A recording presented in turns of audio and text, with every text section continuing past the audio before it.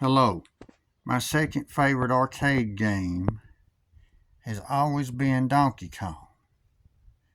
Phoenix has always been my favorite arcade game. Donkey Kong was released the same year I started playing video games in 1981. It was released by Nintendo. Nintendo made an arcade game called Radar Scope. It's very similar to Galaxian. And Radar Scope was a huge success in Japan, but it flopped in America. You see, people had done played Galaxian and they were tired of Galaxian type games, and that's probably why Radar Scope flopped in America. People just wanted something different, and Nintendo decided to give them something different. Now, Nintendo originally wanted to make an arcade game about Popeye, but King Feature Syndicate told Nintendo, no, you can't make an arcade game about our cartoon character. King Feature Syndicate said, video games are just a fad. They're going to be here today, gone tomorrow. So, no, you can't make an arcade game about Popeye. So then Nintendo had to make their own game. And they come up with Donkey Kong. And they recalled all of the Radar Scope games and converted them into Donkey Kong. Now, in Donkey Kong, you control a man called Mario, and if you play video games, you'll know who Mario is. But originally, when they made Donkey Kong, his name was Jumpman, and Jumpman had to climb from the bottom of the screen to the top of the screen to try to rescue his girlfriend, Pauline, who was kidnapped by Donkey Kong. Donkey Kong has 4 screens: the girder screen, the cement factory screen, the elevator screen, and the rivet screen. On all but the rivet screen, the goal is to climb from the bottom of the screen to the top of the screen. The goal on the rivet screen is to remove 8 rivets and cause the structure to fall, which causes Donkey Kong to fall and hit his head. Donkey Kong was released for consoles: the Atari 2600, the Intellivision, the ColecoVision, and I gotta tell you, Donkey Kong for the Atari 2600 and the Intellivision suck. They just suck. They're missing 2 of the screens, and they just suck. But the worst Donkey Kong I've ever seen is the Coleco handheld Donkey Kong game. It also only has 2 of the 4 screens, and it's terrible. Okay, so my suggestion is, if you collect old handheld games, pass the Donkey Kong by Coleco by. Just pass it by. Don't buy it. Now, in 1982, Coleco released Donkey Kong for the ColecoVision, and at the time, it was the next best thing to playing the arcade Donkey Kong. But that changed the next year when Donkey Kong was released for the Atari 8-bit computers.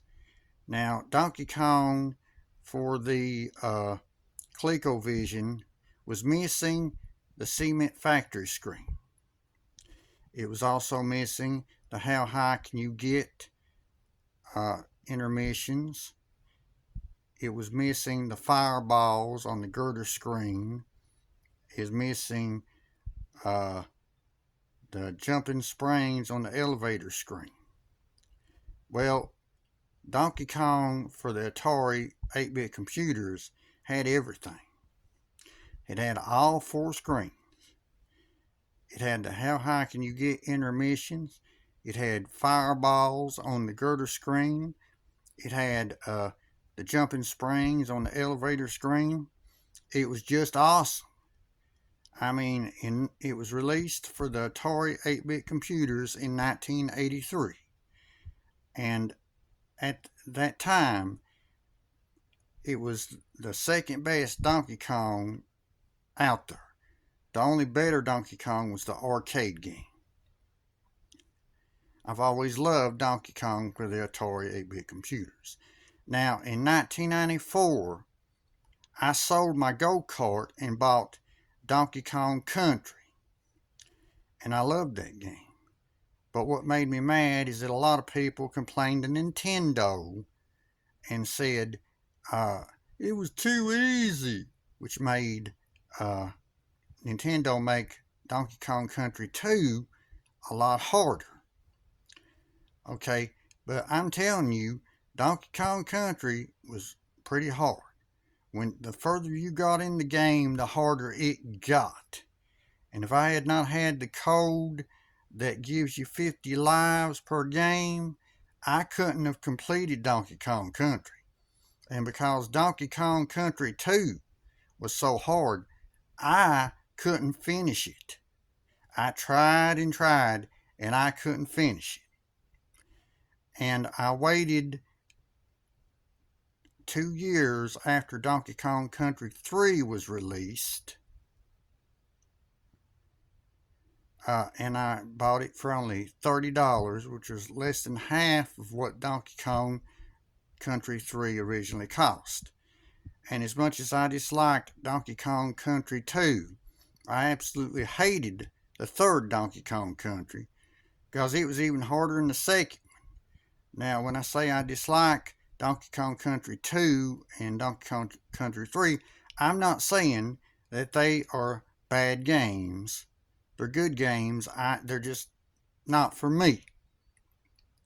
And in 1999, Nintendo released Donkey Kong 64, which gave a 3D environment. The game was released for the Nintendo 64, and it was very good. And it even included the original Donkey Kong game.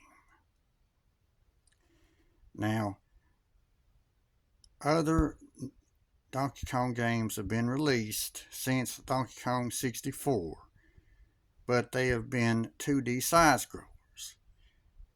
And I heard that next year, when we get the Nintendo Switch 2, that Nintendo is going to release a Donkey Kong game with a 2D environment. I'm not going to buy it because it's going to cost $70. My advice to you is don't buy it either. You should tell Nintendo, if you can't give us a Donkey Kong game with a 3D environment like you did with Super Mario Odyssey, then we don't want it. We don't want to pay $70 for a 2D side-scroller. We want a 3D environment. Now, if you do like 2D side-scrollers, just forget what I said. And if you want to pay $70, that's fine.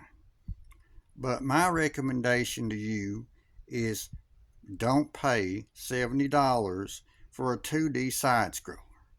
Let Nintendo know.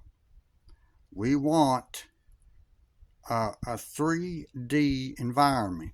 We want a 3D environment for the next Donkey Kong game. Now, if they do release a Donkey Kong game with a 3D environment, I'll pay $70. I seldom pay $60, $70 for a game, but I would pay that much for a Donkey Kong game with a 3D environment because I'm sick of 2D side-scrollers. Well, this has been my video. Thanks for watching.